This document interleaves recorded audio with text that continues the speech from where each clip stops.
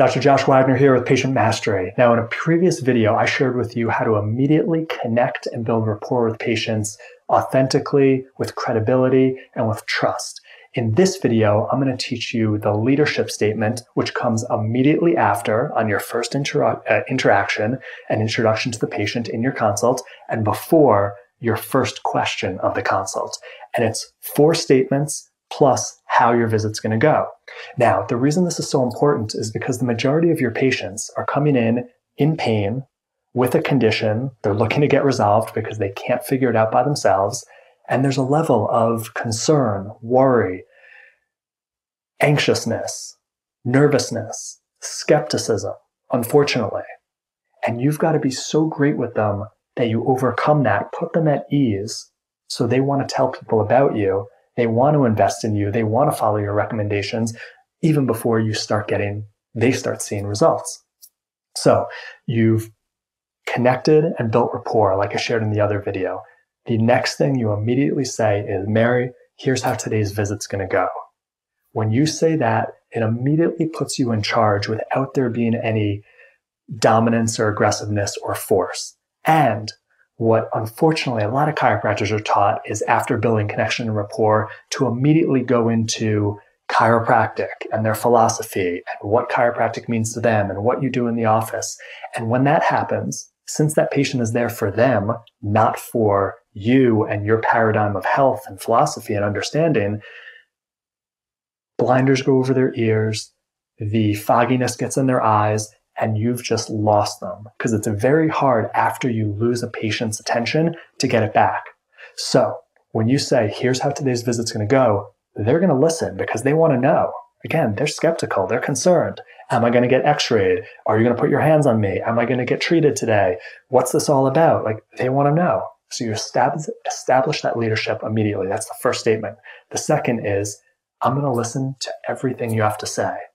Now, when you say that, you're going to see their shoulders relax, their face soften, because they've never heard that from a doctor and they've never experienced that from a doctor.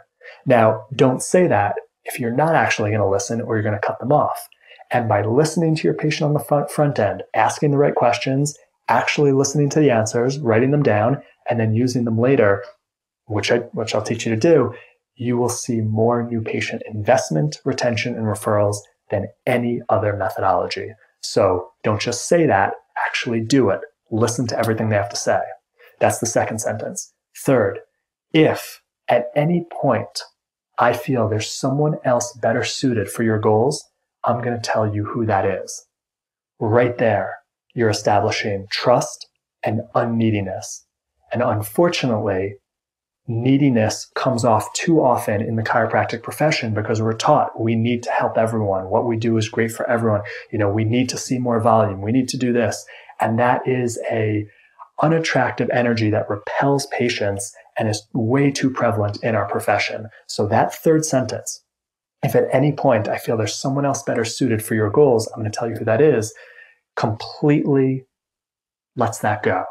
You'll see, again, the patient's shoulders relax, feel more trust and credibility, and make sure you're honest. So if you feel they need to be in the ER, if you feel there's someone else better suited, you're going to tell them that.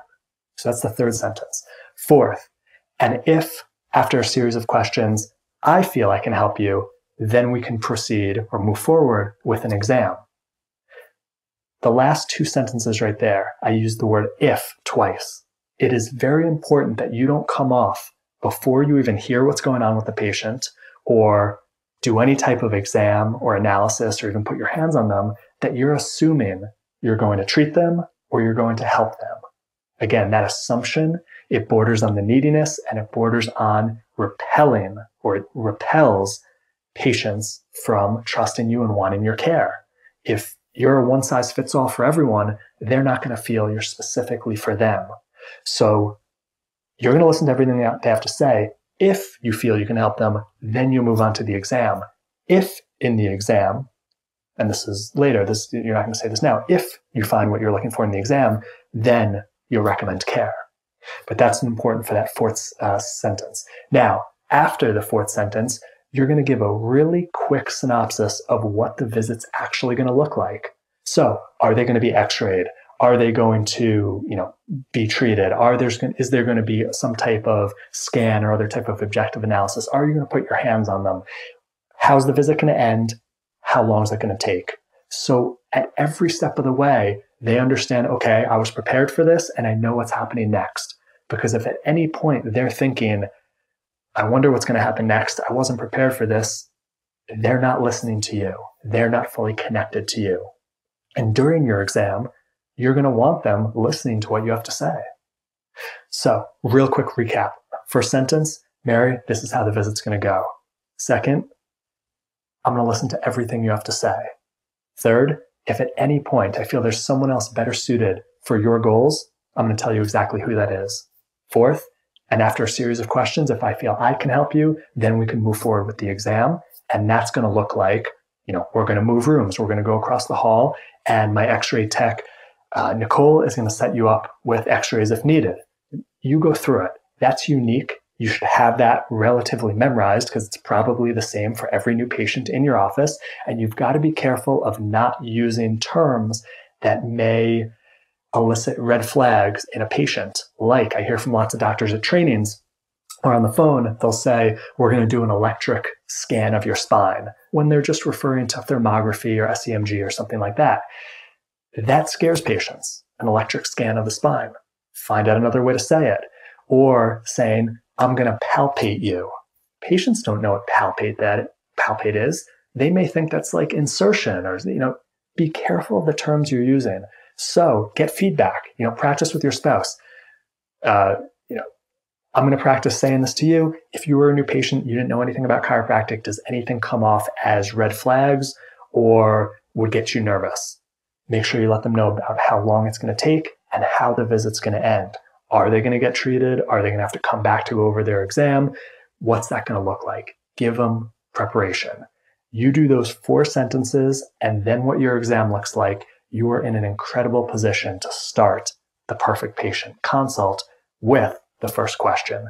And you're eliciting leadership, trust, credibility, and unneediness. And literally, if you just did that, you would see more retention, investment, and referrals over the long run in practice just by starting off from the initial impression being powerful, gracious, and patient-centered. Thanks for all you do. If you want to see the entire experience, make sure to get to an upcoming Patient Mastery live training or attend the masterclass at patientmastery.com.